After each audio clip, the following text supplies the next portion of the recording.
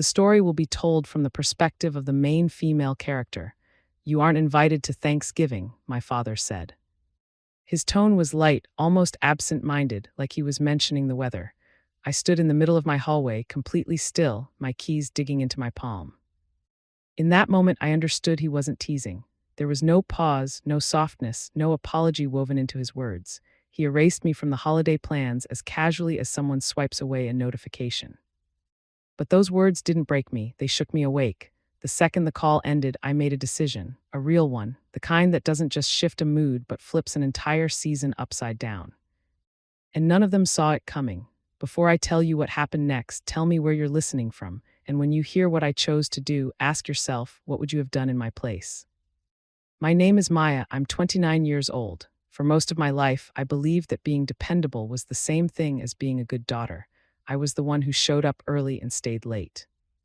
The one who stepped in, the one who didn't cause problems. Maybe that's how I ended up alone in a small apartment on the outskirts of Chicago. It's quiet here, a little worn around the corners. But it's mine. After 10-hour shifts at the logistics warehouse, I come home to the soft hum of my old space heater. I tell myself it's enough, warm enough, safe enough. My family lives just an hour away, but the emotional distance between us has stretched much farther than that over the years. My younger sister, Chloe, is 23. She has always been the gravitational center of our family. Every emergency orbited her. Every holiday adjusted to her feelings. Every mistake she made was cushioned with understanding. She poured her savings into candle-making ventures and weekend creative retreats, and somehow, the rest of us were expected to stabilize her world whenever it wobbled. Dad avoided confrontation like it was fire. The second Chloe's eyes filled with tears, he folded. If she felt overwhelmed, he reorganized entire gatherings. Mom stayed quiet, smoothing everything over with gentle apologies that never truly fixed the problem. And then there was me. I was the fixer, the steady one, the backup plan no one ever had to thank. Sometimes memories hit me in fragments. I think about past Thanksgivings, me riding the bus through icy wind, hands numb, heading toward a table that felt warm enough to erase a year's worth of exhaustion. I remember Mom's roast chicken. Dad's booming stories about work, Chloe fluttering around, proudly displaying her newest hobby. Back then, I thought those evenings meant I belonged. Somewhere between those memories and now, something changed. I didn't notice when the shift happened. Maybe it was the winter Mom whispered that the house was so cold she couldn't sleep, and I quietly paid the heating bill. Maybe it was the following year when Dad called close to midnight because the furnace was acting up again. Or maybe it was the spreadsheet I kept, tucked away on my laptop. The payments totaled nearly $9,500, $9,500, and not once did anyone ask if I could afford it, not once did anyone check if I was okay. They simply assumed I would step in. They assumed I would handle it. They assumed I would keep their winters warm. I told myself it was love. I convinced myself that this was what good daughters did. But standing in my hallway after Dad's call, after hearing him remove me from Thanksgiving without hesitation, I felt something unfamiliar settle into place. It wasn't rage. It wasn't heartbreak. It was clarity, sharp and undeniable. For the first time, I wasn't automatically available to fix things, and for once I didn't feel guilty about that. I felt awake. The hours after that call were eerily quiet. I sat on the edge of my bed, still in my coat, replaying Dad's voice in my mind. He sounded so effortless, as if excluding me were a minor adjustment instead of a complete erasure. That evening, Mom texted me, "Maybe this is for the best." Chloe's been really anxious lately. She didn't clarify who it was best for. She didn't need to. Suddenly, years of moments aligned in painful focus. My absence had always been the simplest solution. I was optional unless a bill needed to be paid. I opened my laptop and clicked into a folder I usually only touched during emergencies. The payment log glowed on my screen. Heating oil in January. Service repair in March. Emergency refill in September. Entry after entry. Sometimes I had scraped that money together by tightening my own grocery budget. Sometimes I postponed buying things I needed. $9,500. I whispered it aloud. I had sent $9,500 to keep a house warm that apparently didn't have space for me at Thanksgiving. I remembered Mom crying because her fingers were too cold to wash dishes. I remembered Dad describing the furnaces rattling like it was a ticking clock. Each time I absorbed their panic so they wouldn't have to carry it. Meanwhile, Chloe posted smiling photos in brand new coats, brunch pictures from trendy cafes downtown. When her candle business collapsed, no one criticized her. No one uninvited her from holidays. They wrapped her failure in soft reassurance. As for my crime, existing without fitting the image they preferred, a slow anger began to glow beneath my ribs, not explosive, not wild, just steady, heavy. It felt less like fury and more like self-respect finally waking up. You aren't invited. Dad's words echoed again, and this time I didn't shrink. I didn't rush to repair the situation. I didn't center Chloe's feelings before my own. Instead, I opened the heating account website. The login page looked painfully familiar. My cursor hovered over the dashboard, where the next automatic payment was already scheduled for November. I thought about every winter I had chosen their comfort over mine. Every night I came home exhausted and redirected money I couldn't spare. Something inside me clicked into place. Solid, final. I said it quietly just to hear it out loud. Then don't expect my $9,500. It wasn't loud, it wasn't dramatic, it was simply the truth, and for the first time in years, the truth felt like enough. I didn't cancel the payment that night. Not because I doubted myself, but because I wanted to sit with the weight of the choice. The next morning, Chicago was coated in frost. I sat at my small kitchen table while pale sunlight slipped through thin curtains. I opened my laptop again. The heating account page appeared almost harmless. I entered my password. The dashboard loaded. There it was, the scheduled auto payment for early November, a number burned into my memory. My cursor drifted to manage payments. All my life, I had been trained to prioritize their comfort, to funnel warmth into a house where my presence depended on Chloe's mood.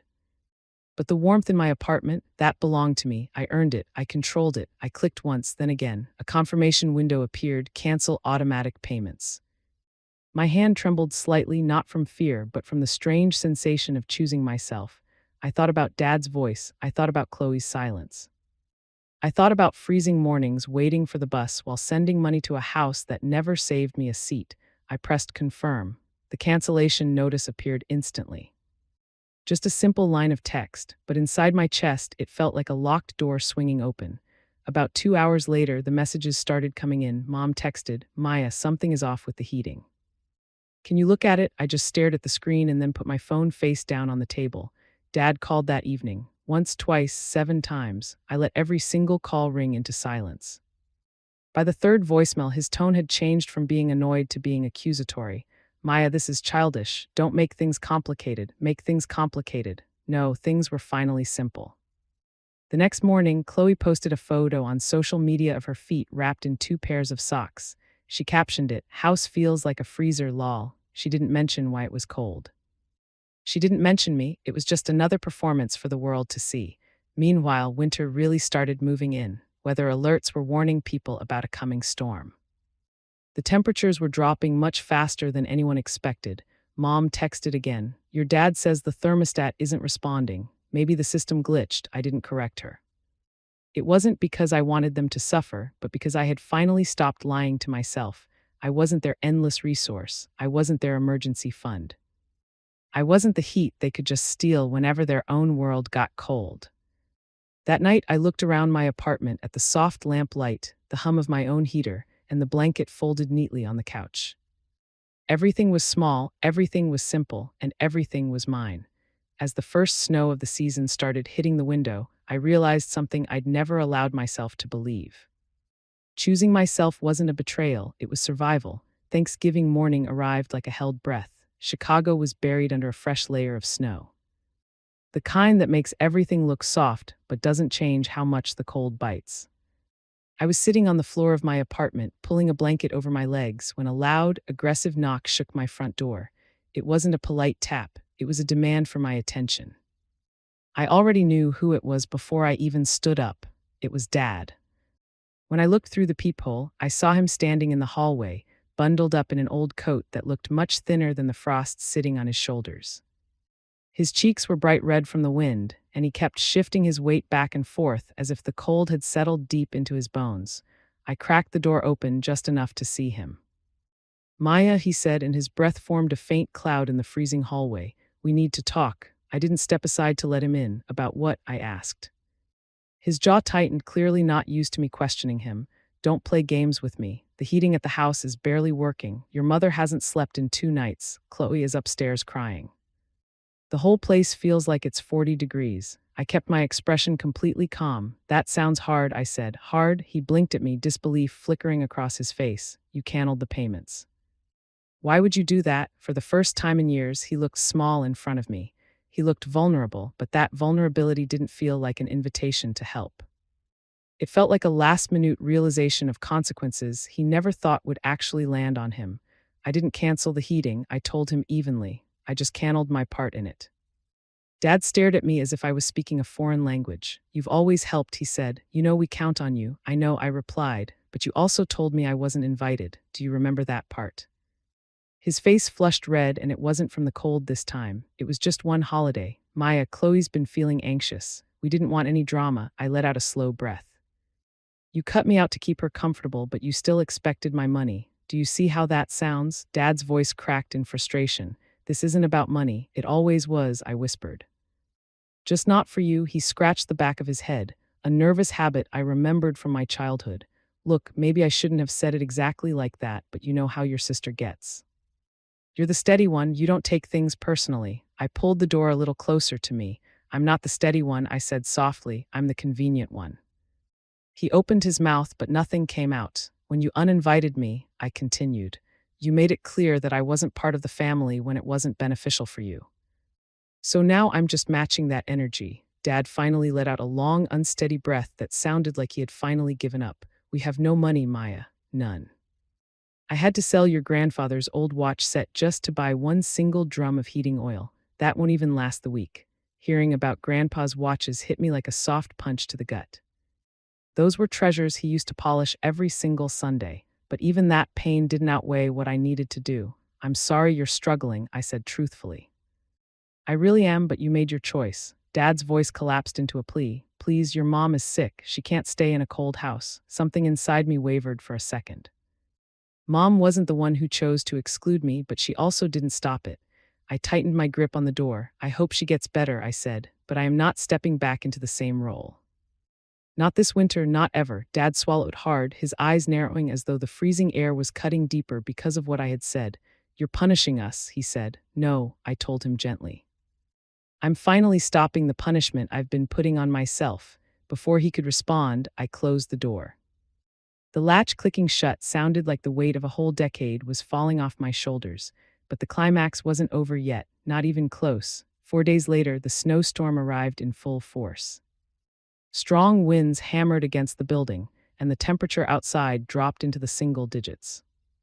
I wrapped myself in a blanket on my couch, listening to the whistle of the wind through the old window frame. Another knock came late in the evening. This one was softer, slower, and almost sounded apologetic. I opened the door halfway and saw my mother. She stood under the flickering hallway light with her hair dusted with melting snow and her scarf pulled tight around her neck. Her eyes were tired, more tired than I had ever seen them before. Hi, sweetheart, she said, her voice trembling. I'm sorry to just show up.